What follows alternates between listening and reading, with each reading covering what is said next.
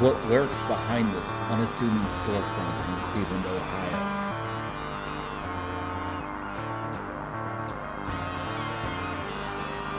It's the Buckland Museum of Witchcraft and Magic.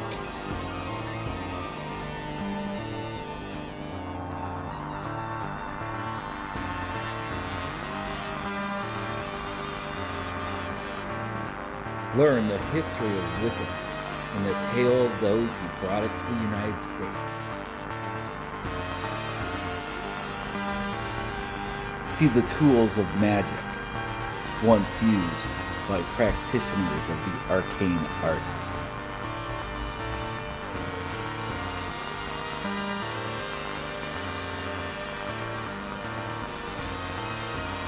It's the Buckland Museum of Witchcraft and Magic. Welcome back to the Buckland Museum of Witchcraft and Magic, broadcasting out of, I don't know, some kind of underground cave beneath the salt mines of Cleveland, Ohio. Speak with Amy C. Wilson today. She is, I'm assuming, the owner, operator of Otherworldly Waxes out of Beacon, New York. But first, some business. May 16th, it's halfway to Halloween flea market presented by Black Market Records. Not sure if we're going to be vending, but it's a worthwhile thing for you to participate in. It's an outdoor event. We urge you to, find it.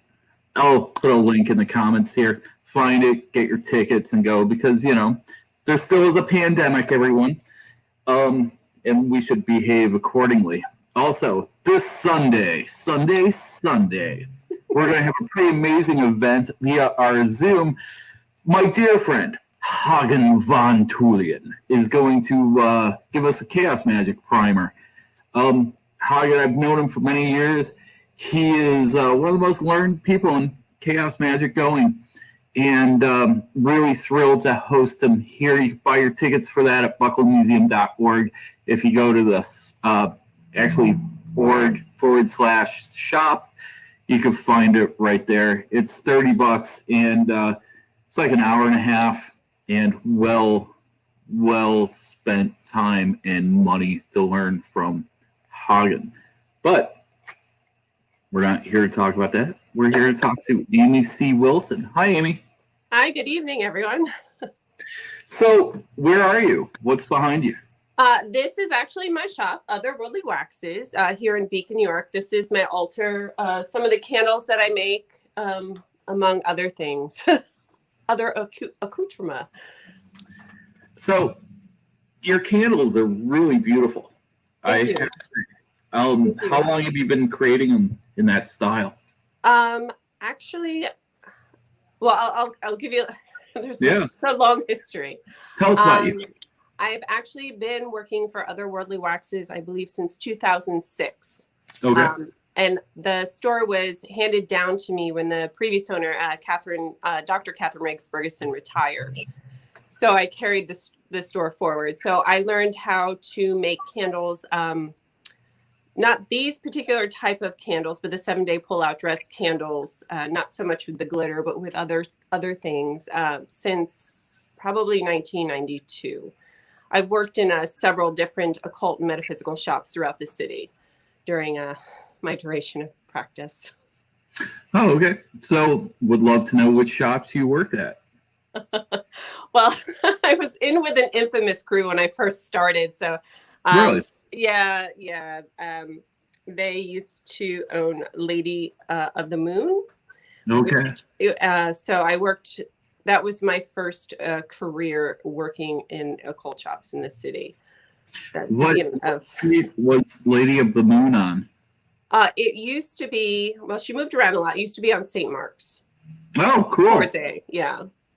It was, I think it was a very short-lived shop. They weren't exactly on the up and up, which when I was younger, I didn't realize that. But I've worked in various online metaphysical shops throughout the years, as well as, Otherworldly Waxes. And just, I've trained in different groups. I actually studied Wicca 101 at Enchantments back in the early 90s.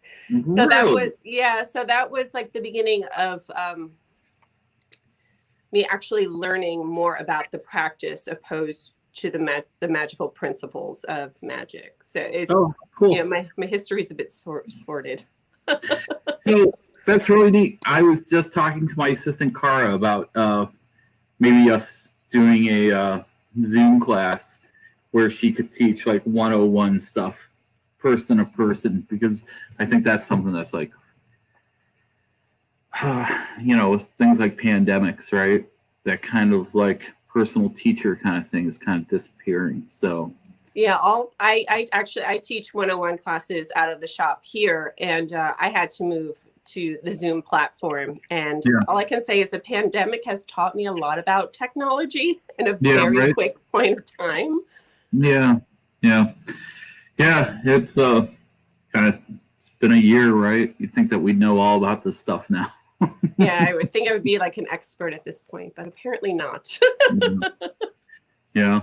So you had reached out to me. You have you host a thing. Was it the Midnight Market? I had started. Or your friends? I started the Full Moon Magical Market. That is part of what I do. Backtrack a little bit. Back in 2019, I started Moon Serpent and Bone Oddities and Curiosities Night Market here in the Hudson Valley. And I did it out of the premise. I mean, part of it was selfishness, that I needed more of a venue to, sell my work and expose what I do, as well as give other opportunities to individuals who follow similar paths that we do, to help them sell their products, get their word out about their business and everything that they do. So in March of 2019, I had our first Moon Serpent and Bone Oddities and Curiosities Night Market here in the Hudson Valley up in Poughkeepsie. And I was like, oh, it would be totally cool if like 100 people came, and we had about 800 people come through the door, which was really insane. I was not expecting that, but apparently there was a need for this type of market in the Hudson Valley. So I had started to do markets correlating with for the Sabbath. So I did Ostara, which was the first one, the Summer Solstice Festival, as well as Samhain and Yule. And so when the pandemic came on, all my markets clearly had to be canceled because of it, safety measures and things like that. So I decided to move to a virtual platform, and with that came the Full Moon Magical Market, and that was actually supposed to be an in-person market as well, and that was supposed to be just strictly witchcraft, or witch-related occult metaphysical items. So I ended up transferring everything to an online platform, and it's been an amazing experience because it gives me a range of people that I can work with outside of the New York, Connecticut, New Jersey area. Like, I've been working with really fantastic crafters, which is occultists from all over the US and Canada. So I've really met such a beautiful, amazing array of individuals that I've been very fortunate to work with and on this platform. Yeah, and that's how we really started communicating, because you reached out to us, and I actually did kind of a video walkthrough of the museum here for everybody. You got a lot of positive responses from it. Like, everybody's totally excited. I have a lot of my own clients are like, well, we're going to Cleveland this summer, so expect hopefully more visitors. Excellent. Yeah, just tell them order tickets online at bucklandmuseum.org. Can't just have you show up, people. I'm sorry. You show up on a Saturday and you expect to come in, and I'm like, oh my gosh, you got to go. Yeah. I'm so sorry. Limited to 6 people at a time. Judica Illis, the great writer, said now is the time to go see the Buckland Museum, though, because now you get an intimate tour of it instead of just all right, everybody in. So I think Judica was right. So yeah. Your next one is on Saturday, April 24th, which That hasn't happened yet. That's in a couple days, right? Yeah, that's this Saturday. Yeah, so I'm crunching for that. So that's going to be up, and then. So thanks for taking time out of your schedule to talk to us about this. People in the audience don't realize that we're actually leading up to something here. So it's about magic. Yeah, exactly. It's the big reveal. Yeah. So, and we should probably talk about that. So when we were talking about this, you were so impressed about the passion of the museum. Yes. Oh, and I want to say I noticed that there is no comments so far. So if you have a comment, please. You have a question for Amy? You have a question for me? Please pop in there. So let's see. You knew that I had a great interest in a shop in New York City called the Magickal Child. Yes. And, you know, you had said something about, you know, I do have some containers from the Magickal Child. Just a couple. And I got like, I mean, I started getting a little like obsessive about it, right? I was like, hey, what's going on with those containers? How are those going? Because, so to me, the Magickal Child is, I would see Guar when I was a kid, and I wandered in there and I bought a copy of the Thoth Tarot deck, wandered back to Cleveland, and I was just like, that was pretty cool. I wonder what that weird shop I went into when I was in New York. And then years later, I didn't realize, or I finally realized just how important it was. Our founder, Raymond Buckland, spent a lot of time in that shop. He was dear friends with somebody that we'll talk about, Herman Slater, and of course, Eddie Buzinski. Mm-hmm.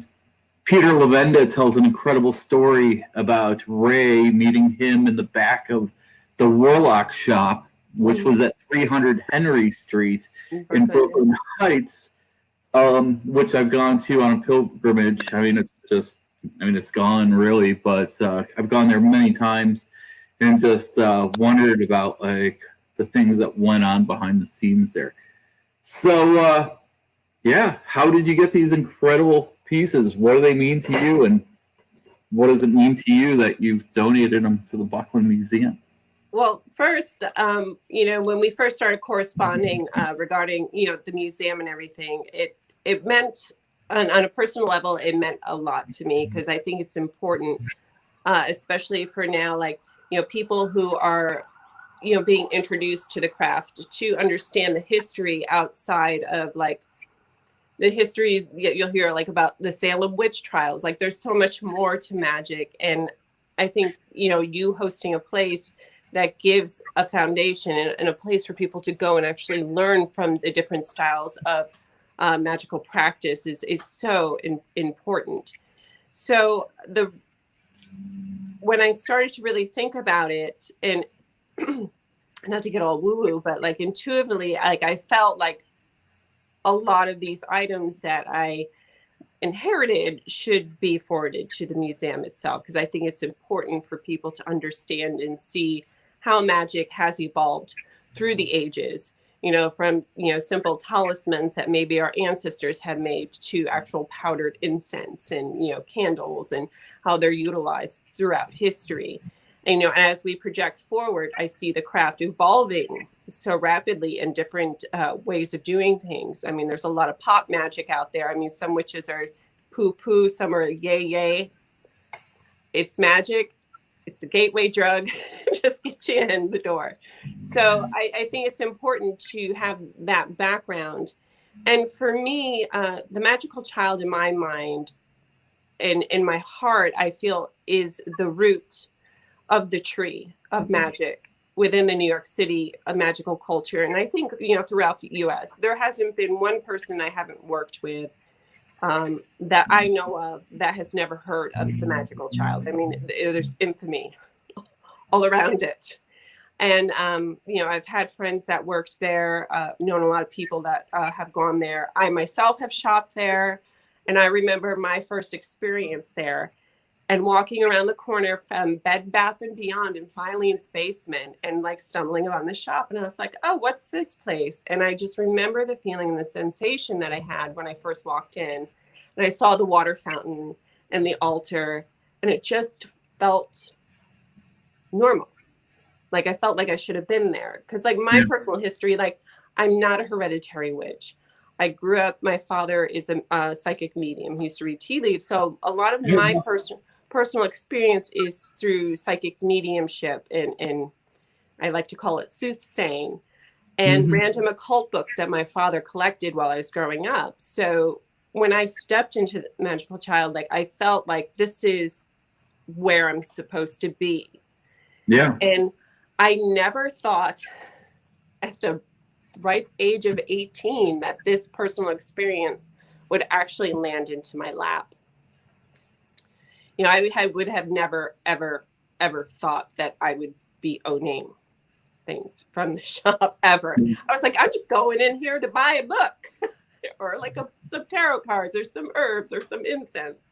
Never did I ever think that, you know, it would be a part of my life to this degree.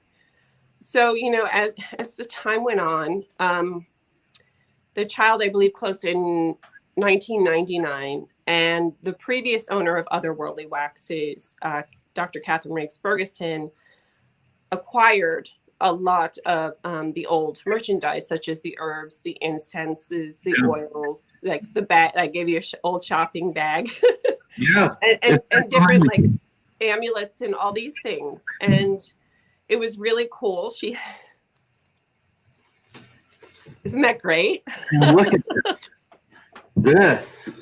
Isn't it great? This is incredible. And it's in pristine condition. Like some of the books that I sent you, they still have the wrap on them. Yeah. I keep thinking, like, how do I frame this? Yeah. It needs a frame. Yeah. But Warlock. I'm not sure exactly how, I don't know if she purchased it on auction or it was given to her or anything like that. Like, I'm not really sure how she acquired it. But then back in, I think, maybe 2011, 2012, I could be off on the time frame, Catherine decided to retire. And at that time, our storefront in the city, which was on 7th Street between First and A, closed. You know, it's like one of those New York City things, like, you know, your lease expires and all of a sudden your rent's like 5 times it was before. Yeah. So she decided to relocate upstate and she wrapped up the store and brought it upstate. And then I moved up, I think, a year after she did. And we just started working together out of her home. And she decided to retire and she handed the store down to me. And with that happening, I just thought I was just going to inherit Otherworldly Waxes. And I was like, okay, this is really cool because I've been doing this for years. This is fun. This is like a dream come true kind of thing. And then she's like, oh, I have all this Magical Child stuff. And I'm thinking, oh, it's just 1 or 2 things, but it's tons of incenses and oils, which I sent you a video before. Maybe I can, you know, spin around a little bit and show you guys. And I keep it on display at the shop.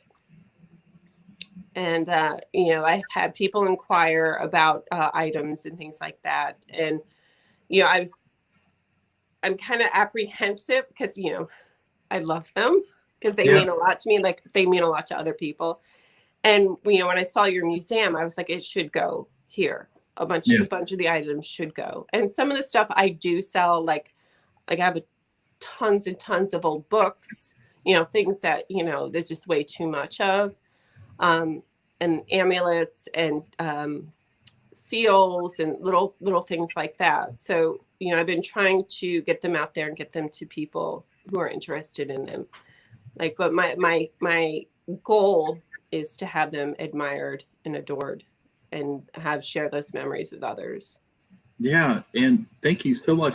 And speaking of amulets, I just want to point out that I just got this today. I'm so excited. It's a Baphomet amulet that came from Thailand. A gentleman named Peter Jenks hooked me up with this. Isn't this incredible? Oh, wow. The creation of this. Are you familiar with the book Thai Occult Books? The Thai Occult book? Oh, no. Came out a few years ago. Oh, it's incredible. So anyway, that was just me all excited about that. So right down here, we have a comment from my partner in the museum, Tony, and she says, we're very glad that you have shared these items with the museum for everyone to enjoy. And, I'm very grateful you guys, put together a museum for people. It's one of those things that, like, I guess if you build it, they will come. Because I was like, I don't know if anybody's going to be into this, but people come all day long. I'm just like, all right, come on in. Let's talk about witchcraft and talk about our founder, Raymond Buckland. Yeah. So let's talk about this piece right here. Though. Is that controlling, compelling, commanding? That's yeah. A little blur. Yeah. It's one of my favorite blends. Look at this right here. Yes, the old label. I guess I can turn this upside down. I mean, did Herman do this? I don't know. Herman or Eddie or just. I don't know. A lot of the jars have that old, I don't know if you would call it calligraphy type writing on it. But whoever did it, their writing was impeccable. Yeah. I can barely sign my name and make it legible. Yeah, this is beautiful. So, do you know how to recreate this? Do you have the recipe? I do. Because we talked about maybe you blending some of this sort of thing and having it available in our gift shop. Yeah, I would be honored. What do you think? I would be honored to. I have the formulary, so I can. It's all on index cards. Oh yeah. Yeah.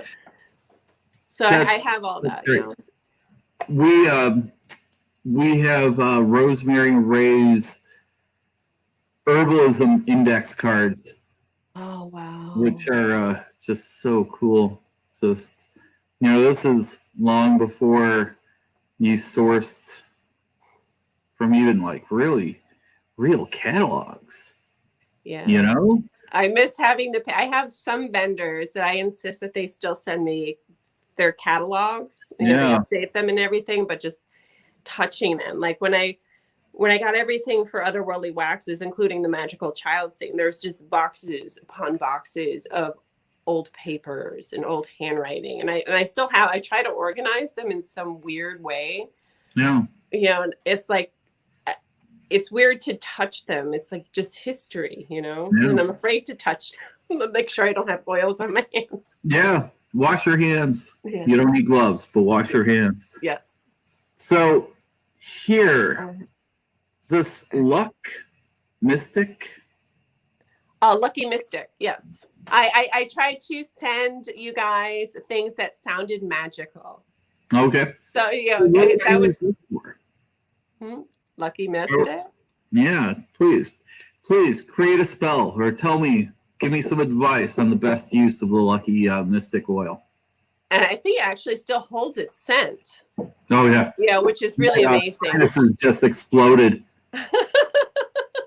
You're gonna have dreams tonight. I had dreams last night. I haven't told everybody this, but there's people watching. I guess I got my second vax shot yesterday, and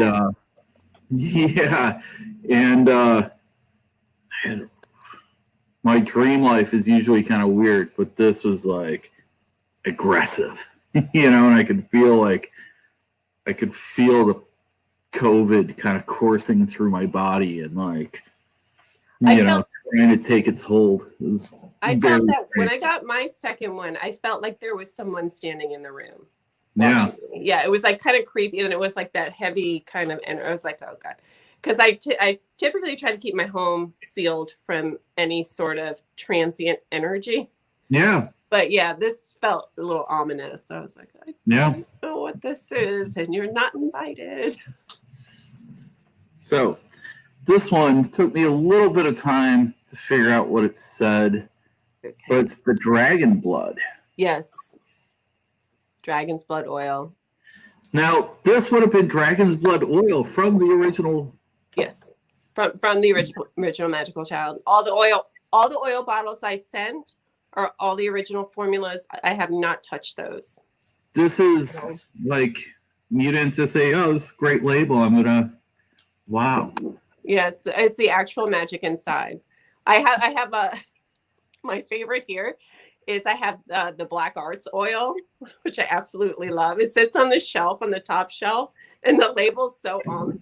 So I'm like, oh, this is super creepy. Yay. Wow. And it's the original one from the shop. Yeah. Thank you. I don't touch like any of the oils or the incenses, the containers.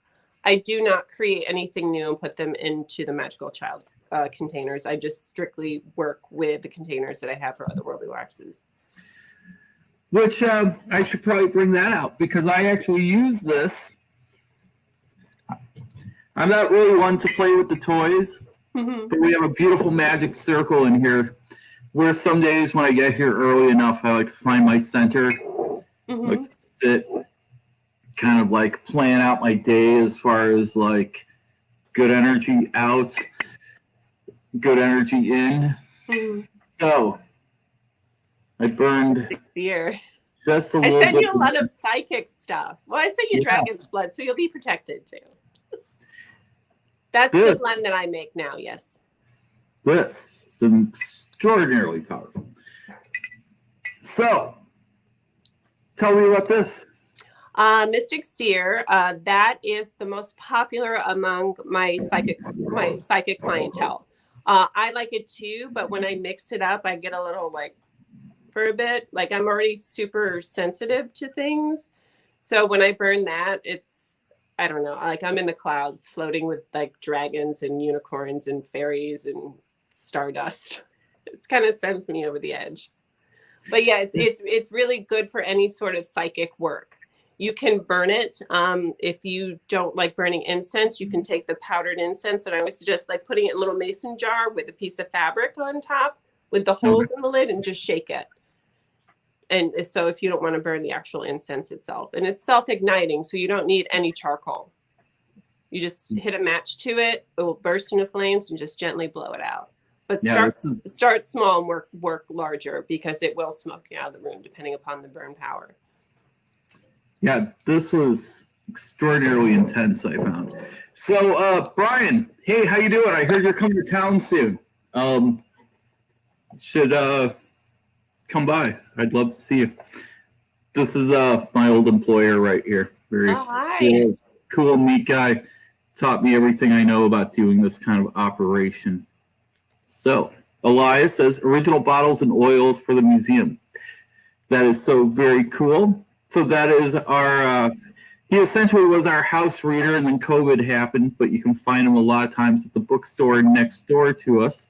Elias, people were in today wondering when you were going to be around next. And I said, I think probably Friday. So let's see here. Joe says, I hit to Salem for Halloween holidays going this year. I'm not a believer in magic. Ah, come on. But enjoy all the aspects of the culture and history about it. Yet to be to the museum down the street from me. Will visit. All right. Well, you're always welcome if you're talking about the museum over here. I mean, I'm assuming that's what he means, right? Okay. You can come visit here too. Yeah. So you are in Beacon. So tell us about the little space that you're in there. Well, I have a classroom in an old high school, and I currently rent the classroom space to run the shop out of. I am predominantly mail order now instead of having a storefront, and I was vending events as well. But the really great thing about this, I am in the old high school and I'm in the old art room apparently. And for me, not to overly date myself, but it's kind of like Buffy the Vampire Slayer. So I get to, still be in high school and make magic and be awkward and weird. Oh, that is great. So let's continue the show and tell.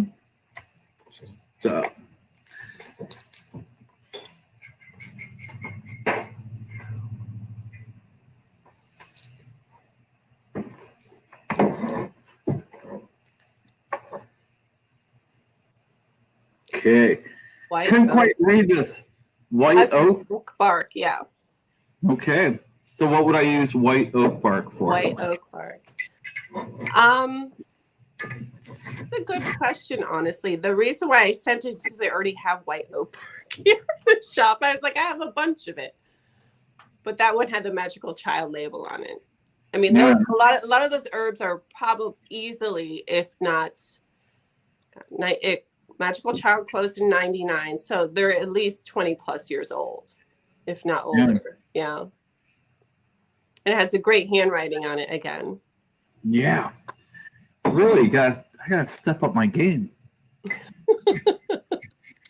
You know? Like, people come here expecting a certain kind of show, but I haven't given anyone like that. That's really cool. So we have some other things here. I'm going to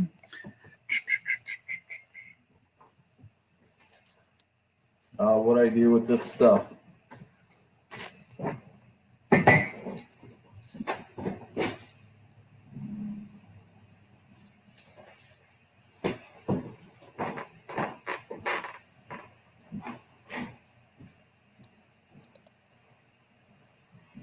Magic, it disappeared.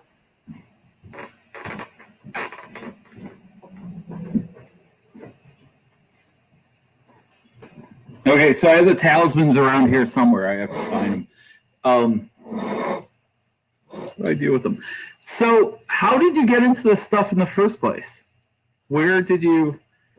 Did you wander into a bookstore and you're like, oh? Well, like I said, you know, growing up, my father was a reader. He's retired, so to speak, if you can really retire from that. But growing up, he used to read tea leaves. And he would have clients come to the house, and he had like this little porcelain tea set with playing cards painted on the side and matching cups. So you would have people come and he would read for them. And then we'd always have like a different entourage of psychics that would come to the house and visit. So for me, it was always kind of like a natural thing. And I've always seen things, heard things, just intuitively knew things. I was that annoying kid that always finished other people's sentences growing up. And I just kind of always knew I could predict things for people. It was just kind of like this natural thing. And then I could always see spirits. And when I was in high school, my parents had moved to this old farmhouse. And I was in the bedroom when this bedroom was very active. And I remember waking up and seeing a little old woman in a rocking chair, rocking back and forth. And she was plump and short, and she was just kind of doing something with her hands, maybe embroidering or something like that. And I remember talking to my neighbor at the time, whose grandparents used to live in the house that my parents had moved to. And she's like, oh, that sounds like my grandmother. And, you know, because I would just talk about it like it was an everyday thing, which also made me very unpopular at school and a weird kid. And then, like I saw their dog, you know, I had my first astral experience there, which was terrifying because I didn't know what it was as a teenager. I think I was like 15. And like I said, my father always had different various occult books around, but like the older books, and I didn't know what to make of them too much because I just didn't, you know, the language was very old and, you know, different seals. I actually have some books I could show you that he handed down to me. And so that was my experience growing up. Like I never thought of my father as a witch. I just always thought he was a psychic. I know it's like some witches like, well, if you're psychic, you're a witch too. Or, you know, everybody has their own kind of definition of it. And then when I was 18, I moved to New York. And that was a whole other experience. And I used to just walk around a lot. And I remember I visited my roommate. She worked at a coffee shop down on the Lower East Side. And I decided to walk around the corner to go back to where we lived. And this woman grabbed me by my arm and like literally like pulled me into her shop. And she had like a little like metaphysical shop, and it was very, very small. I don't even think it was well known. I think she was trying to do something, but maybe it never really took off. And she sat me down, and I could see she had her cards out, and I was like, I don't want a reading or whatever. She's like, no, I want you to read for me. And I was like, okay, but I don't know anything about tarot cards. So that's kind of how it started. She's like, you see things. And like, I've never had anybody approach me that way. And like, she didn't ask me for money or anything. So I didn't feel like she was trying to scam me out of something. Because, you get a lot of those people too. So that's kind of how it started. And then since that point, like I read for her, and then I started working with this notorious group, and I was reading for them, and I learned a lot about magic through them. You keep saying notorious group. Is this a big reveal that's coming up? Or? No, I'm not going to talk about it. It's actually, it's my dirty secret. We're allowed to have dirty secrets. So, but I learned a lot about magic from them, and not the most positive of it. And so that kind of left me in a weird space.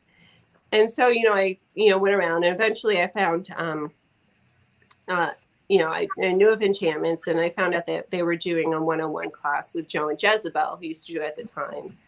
And when I took their 101 class, I really learned a lot, about, the religious aspect itself, but more about personal power and how to work energy, opposed to trying to force it or manipulate it in a negative way.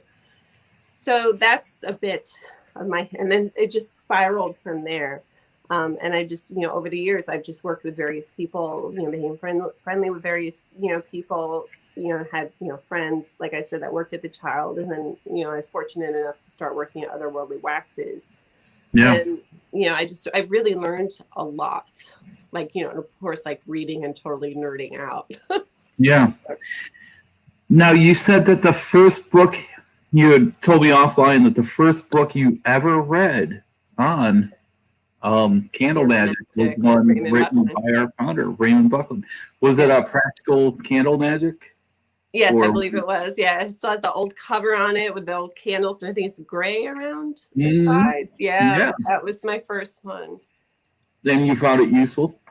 I did. I really did. And the thing I liked about it, it wasn't so complex and abstract, where a lot of, metaphysical books or occult books can be like very like intense and wordy, and you kind of, at least for me, I get lost very easily. Like I'm a skimmer when I read. I'm such a skimmer. Like I don't have the patience for it. And I just found that, his Candle Magick book was very practical and was very easy to read and very easy to understand. Like I felt that he was actually speaking to me instead of trying to peacock the whole thing.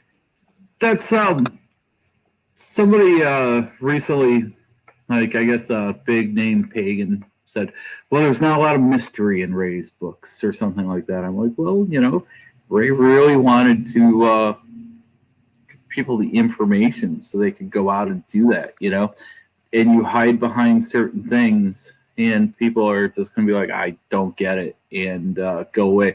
And I'm sure that's great for a lot of people, but I totally love Ray's democratization of the mysteries, I guess, is a good way to kind of think of it.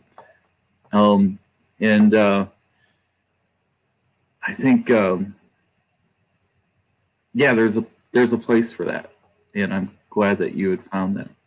Yeah, I mean, like I felt it made magic and the practice of it and the religious aspects of it easier to comprehend. Yeah, because it can get really heavy and thick, and which I appreciate, and I appreciate those people who have the patience to sort through it. I'm just too all over to like really focus in that way. I mean, I can, but it takes too much mental effort for me. You're busy making magic. I am. So Tony says, what do you remember about the magical child? Any memories? And do you read tea leaves as well? Well, the magical child, like I said, like I walked in and my first real memory was that fountain. Like for some reason, I was just oddly drawn to it when I first walked in. And then I just loved like walking down the aisles. In the herb aisle, they had that big white scale to weigh your herbs on. And I just remember like, wow, like this is really wild. Yeah. And then of course I was totally into the satanic book section. It was like, this is awesome. Because like it was like so you know, for me it was like taboo. Like my history growing up, like I was baptized Presbyterian, confirmed Methodist. It's like, ooh, this is evil. I love it. Because I just naturally like the dark stuff. So I mean, those were like the books, like, you know, honestly, all the books. Like if I could have, I would have bought every book in that place and tried to read it, but I probably would have stayed to the simpler text. Yeah. So I actually want to talk to you about some of the books offline. Like, so do you have multiple copies of certain things? Because there's certain magical child books that I've been dying to find. So Brenda says, I really loved that me, Buckland, made it so easy to understand his books and before he passed trying to answer our questions online. Yeah. Yeah, that's one thing I loved about Ray was he was such a giver of his time. Yes. Like I was telling Tiffany, who she quoted me here. Hi, Tiffany. I talked to her on her Witch Lab Wednesday last night, and I talked about how Ray, he always had time for me, and that is, you know, a sign of a really great teacher. That really is. I mean, you know, my experience over the years, my best and favorite teachers and mentors were the individuals that actually took the time to explain and open up about their personal experiences and their practices. I completely agree. Yeah. I've never met Ray, but he's always seemed like a very gentle, kind soul. Yeah, he was. He was very generous with his time, very patient, and just really awesome guy. So Brenda Dolan says, hoping to get to the museum soon. Hoping to host you, Brenda. Buy your tickets online at bucklandmuseum.org. Don't just show up because it's just such a bummer when people show up, right? And I'm like, hey, so where did you come from? And they're like, you know, Lexington, Kentucky. Oh, no. Okay, you didn't look at the website before you left. It's hard. I do everything by appointment too. Yeah. It's hard to juggle. And then everybody wants something at the last minute. I'm like, no. Yeah. So we are going to, I should probably talk about that offline. But Bernadette says, great museum, heart. Thank you, Bernadette. I remember you, and you were a great visitor. So thank you very much. That, it's you know, for all the people that we get here, many of them really spend some time. Like, I get to know them in the hour and a half that they're here. So thank you for visiting, Bernadette. We appreciate it. So tell me, could you pull out some of the candles behind you? Because they're just so beautiful. Just thank you. So gorgeous. They're all hand glittered. This one is actually Best Love candle. All the seals that I use at the shop were designed by Dr. Catherine Riggs Bergeson, and you can find her book, A Candle Therapy. I believe on Amazon. It's out of print, but I think it's available on Kindle. So you too can make these candles if you don't want to order directly from me. And I also teach classes how to make these candles twice a year. Oh, wow. And then we have increased communication. And all this is hand-laid glitter. If you follow my Instagram, Otherworldly Waxes, I sometimes put on, the fast motion video. I don't even know what the kids are calling it nowadays, but you can see me glitter. It takes me about 20 to 30 minutes to actually cover them in the glitter. And they're all carved, ritually charged. All the spell ingredients, oops, sorry, I'm trying to figure out where my camera is included in the bottom. So everything is ritually done and ritually charged. Now, are these rituals that you've created yourself, or are they ones that kind of were taught to you? It's a combination. In Catherine's book, where I get the seals from, I use her seals. When I worked for her at the shop, I did it to the way that she does it, and that's all listed in the book. Since I've owned the shop, I put a little bit of extra oomph to it, and sometimes they start working before they're even made. So I add a little more of my mojo and my personal expertise to it, so to speak. That's very cool. I'm flipping through your Instagram right here, trying to see if I could find one of these. The videos. Yeah, all I'm finding is kind of like the back and forth videos here. But I've watched them before. Really cool, really extraordinary. So a few years ago, I guess it must have been 3 or 4 years ago, a guy named Anderson Slade. Yeah. And Jillian here says, does Amy know anything about the Magical Child documentary? I actually spoke to Anderson Slade years back, maybe 3 years back. And I shipped him some jars, and the one shattered in the box, unfortunately, which really sucked. But I spoke to him about it. We were going to do something, and then it just never came to fruition. So, but I heard he's still working on it. It might even be done. I'm not really sure. It's he didn't call. He didn't let us know that he was coming. He rolled in. I guess he filmed some stuff. Maybe he didn't think we would care. But you know, this was back when the museum was about maybe like an eighth the size it is now. Maybe like 150 square feet, if that. Mm-hmm. So I don't know if he got any footage that was worth anything, but he seems to have disappeared recently. So I want to get a hold of him, talk to him about some stuff. Yeah. So did you ever get a chance to meet pretty much my favorite modern witch besides Ray, Leo Martello? No. But I imagine that you heard some stories about Leo. Right? I have heard some stories about Leo. I've heard he's a character. Yeah, he truly was. And we have some beautiful pieces. We were donated his altar last year by a gentleman out in Salem. And so cool. And I have it in a really special place in the museum. And people I think are really cool. I'll be like, hey, you got to take a look at this. So I pull out certain things that are really like mind-blowing, intense individual. But you never got a chance to meet Leo. No. Mm-hmm. So what's next? Are you developing a new type of candle? Are you experimenting? Are you going deeper? There's so much coming up. Outside of the markets are expanding. We're doing our first in-person market June 18th. So it is an Oddities and Curiosities night market.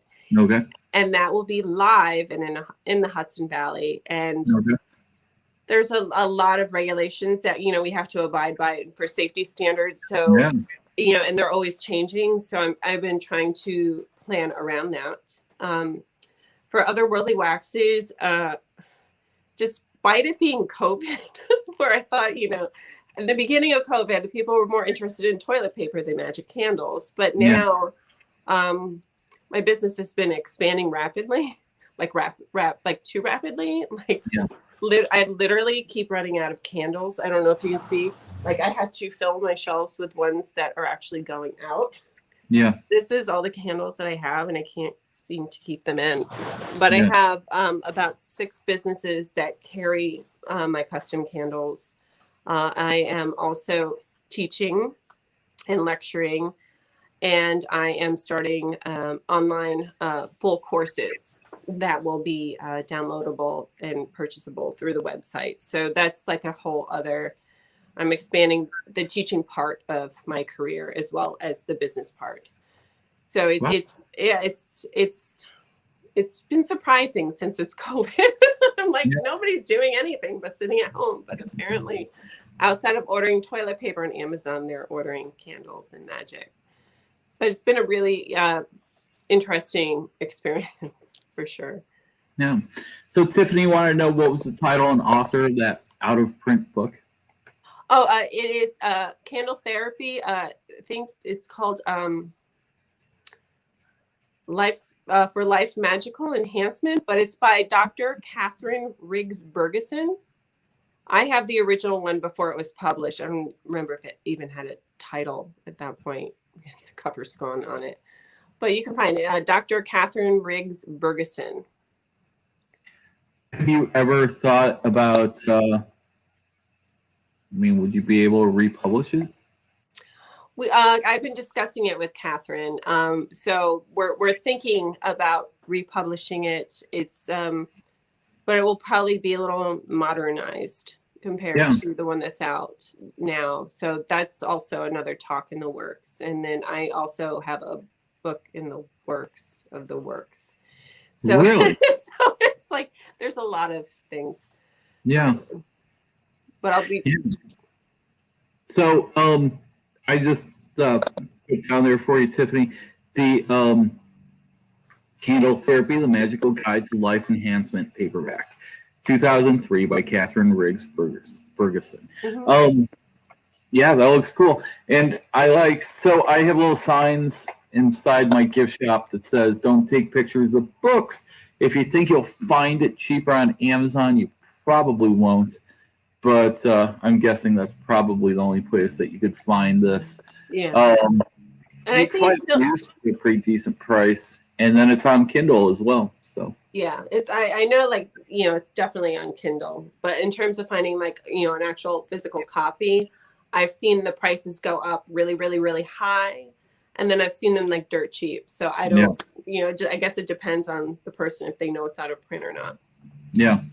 Or maybe they're like, this is knowledge I want to share. I can't gouge people for this. Yeah. That's kind of the philosophy I usually take with the books that I sell. But you don't get rich doing that, I've noticed. Yeah.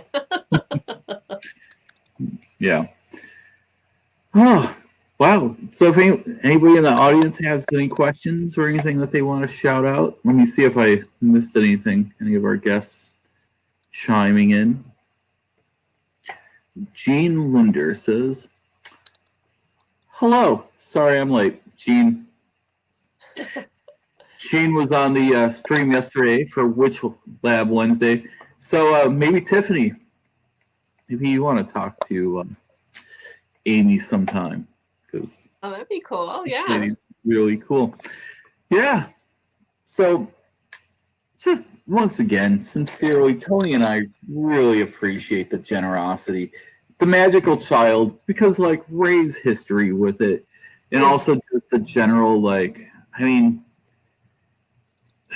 don't know. I've never really checked it out, but were there any like real witch shops before the Warlock shop? Not you think of them? Not to my knowledge. For me, my personal experience, I only knew the Magical Child as like I said, like the roots to all the other magical shops that popped up after that. Yeah. At first it was, Warlock shop.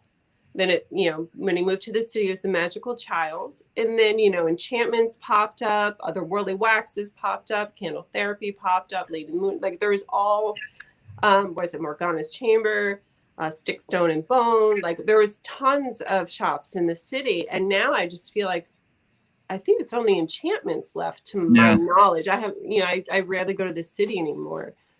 Yeah. But I mean, kind of like the explosion of all of them. I know in New York, there was the occult bookstore, and that's like 100-year-old business. But was it always called the occult bookstore? I don't know. Yeah, so. The Strand used to have a lot of occult books. Like, you have to really look for them. Yeah. You have to know what you're looking for.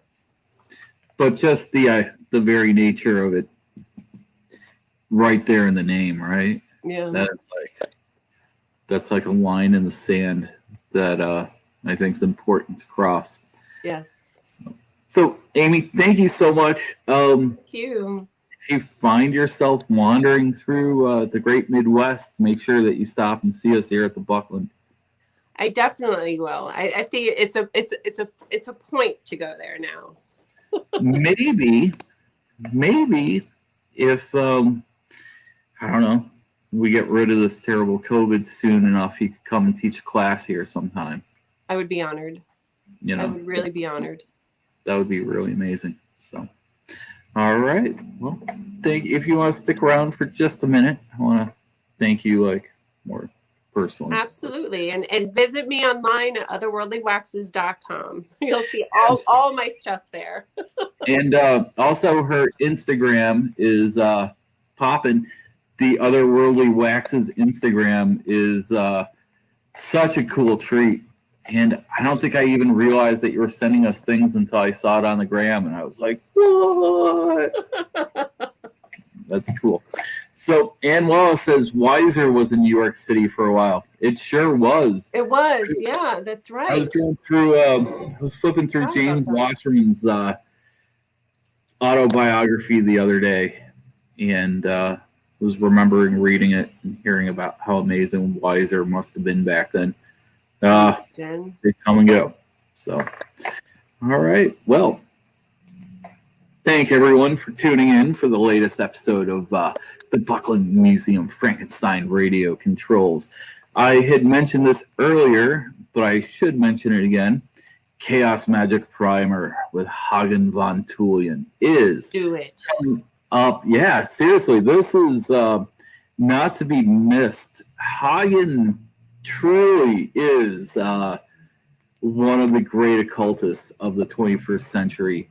And it's funny because, when I started getting into things like chaos magic back in the 90s, it just seemed like, oh, this is so new and edgy and experimental. And now, this is classic styles of magic, which I think every magical practitioner needs to at least understand the fundamentals of this, because you might run into a situation where this is really the only kind of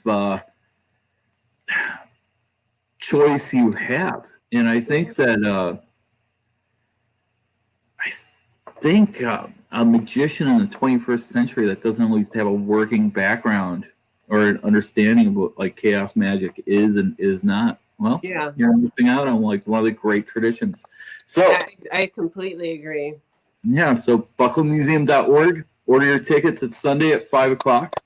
So, all right. But yeah, everyone, thank you so much for tuning in with us. And stay witchy, my friends.